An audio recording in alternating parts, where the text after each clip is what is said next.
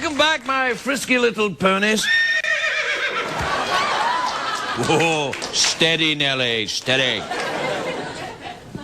My first guest tonight is an Emmy-nominated actor for his role in House, which received 5 Emmy nominations this year. And he got the Television Critics Association for Best Actor. The show House is on Tuesdays at 10 p.m. on Fox. Take a look at that. Please welcome Hugh Laurie, everybody.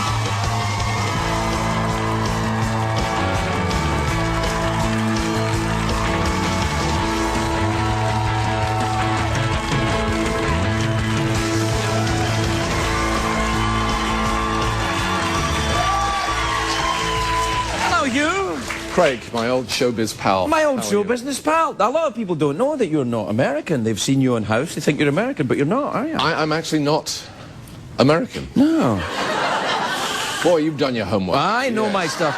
I have a team of researchers out looking at you. Yeah. Red hot they are. Where are you from? So what's the second chair for? And for anyone else Are we that comes... expecting anyone? Yeah, so Twiggy's coming up later. Oh, this is... Teenage boy. Now, that face didn't express anything at all, did it? I didn't know... well, it did, but... Teenage boy, I was absolutely stuck on Twiggy. I really was completely... Did you have a poster of Twiggy up on your wall? I had posters. I had all manner of unmentionable things. This is all very exciting. But no, so it says a return to your... No. Let's stay with Twiggy. I want to know the unmentionable things. Well, then, no. I wish I had... All right. Fair enough. You like... she was very thin when she was younger, though. She was very thin, but then the TV set we had at the time, the horizontal hold had gone, so it was absolutely... We weren't absolutely sure whether it was her or the TV. Oh, so it was very... Is that... It was very unreliable.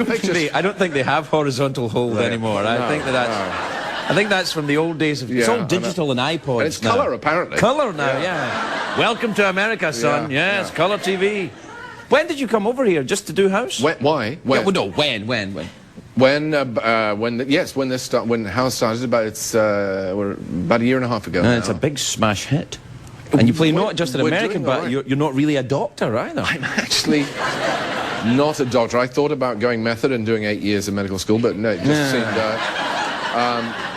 and plenty of people would, but no, it's all fake. It's all fake. No, what about the limp? You've got a limp? I faked the limp. What about the crankiness? Are you cranky? I'm not even cranky. No. I'm as sunny as anything. You are a bit of a... You're known in showbiz circles as having a sort of daisy-like... Oh, yes, you are. Circles. Everybody knows you. Come on. Happy old Hugh, they call you. Cheery Mr. Fluffy. Yeah. No, that rings a bell. Yeah. No, but your dad's a doctor, though, isn't he? You come from a medical background. He was a doctor. He died some years ago, but he was a doctor. In actual fact, 3 of the cast members on the show are children of doctors, which is a greater than proportion than you would expect in a random sample. Right. I'm not saying there's anything significant about it, but I feel we do, actually, amongst the 6 or 7 of us who are regularly in the show, I do feel that we do have a sort of affection and admiration for the practice of medicine that perhaps, we might not otherwise have done. And, we are... you like doctors? We're fans. We like white coats. I like doctors. You know, the surefire way to become a sex symbol is to be a doctor on television. Are you a sex symbol now, do you think?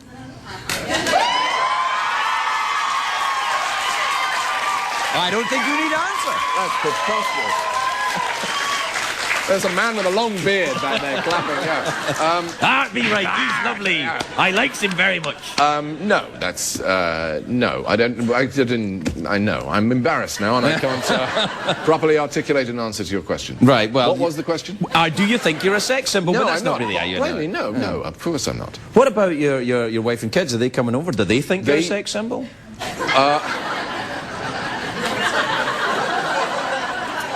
Could go so many ways. Yeah.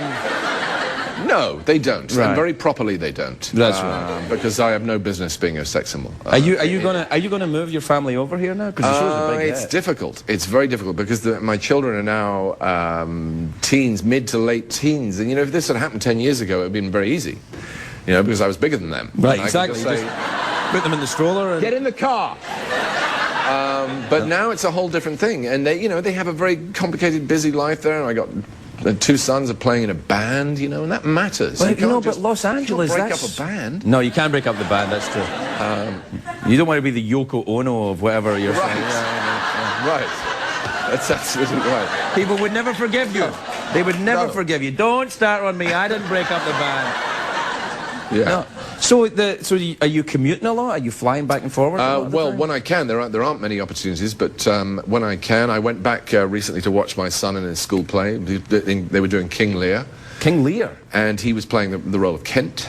Right. And if you're familiar, I don't know with the play at all. I know that it's a tough role, actually. I know that the part of the king is quite an old man. Old man. This was played by a 16-year-old. Right. And he did a cracking good job of it too. Yeah. But my son, playing Kent, was playing Kent with a broken leg. Oh, he broke his leg playing rugby. Right. And it was a sort of a hairline fracture, and they let him go on without a cast. It just boggles the mind now that I think about it. Yeah. And in the little dressing room, of course, he had lots of cards saying "break a leg." Somehow that's sweet. lovely. Isn't that lovely? Yeah. But he did really well. It was absolutely brilliant. It was a great thing to go back and see him do that. He was absolutely terrific. Do you feel comfortable here in America? Do you feel like you fit in here? Do you like Americans? Do you get on with them? I mean, there's nobody watching. You can say. I do. I mean, the truth is I don't actually meet many people that I'm not working with. I mean, the only people I really know are the people I'm working with, because that's the nature of the thing and the hours we're doing. But I will say that the people I work with, I am incredibly fond of and incredibly impressed by. They work very hard here, don't they? It's amazing. Yeah, I know. It's amazing, and it's quite humbling for a European, I tell you this now, because we have this sort of lazy prejudice in Europe that Americans expect things to fall into their lap. Right.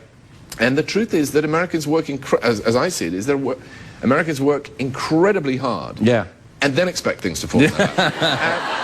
But that's fair enough. Well, that's okay. If you work hard, you should get rewarded for it. Absolutely. Yeah, and it's really humbling to see how that energy and optimism and we can get it done. And a terrific sense of humour. They're very funny, generous people I'm working with. They're absolutely great. Are you toying with the idea, because I know you like to ride a motorcycle, and I like to ride a motorcycle myself. Now, I ride an American motorcycle, but you ride a British motorcycle, don't you? I do. Yeah. I do. Well, I thought I'd fly the flag a bit. Yeah, no, that's all right.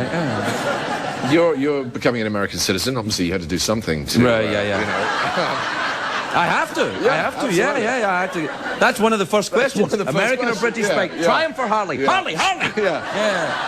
Yeah. But I'm not in that position yet. So yes, I did opt for a Triumph, which is a beautiful bike, and I'm very... I have actually, the bike that I saw you on is a beautiful bike. Pride and joy. Fallen off it, actually. Really? Yeah. My bike? What were you doing? Not your bike, but right. one just like it. Right. Okay. But it's not like it now. Right. No, it's broken. Right. Yeah. Right. As was my collarbone.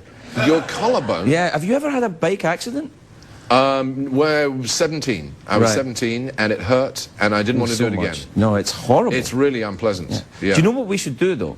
I've got an Indian motorcycle, and you've got the Triumph. Yeah. We should go out and do the Death Valley run, cross Death Valley on the bikes, and see which one is fastest.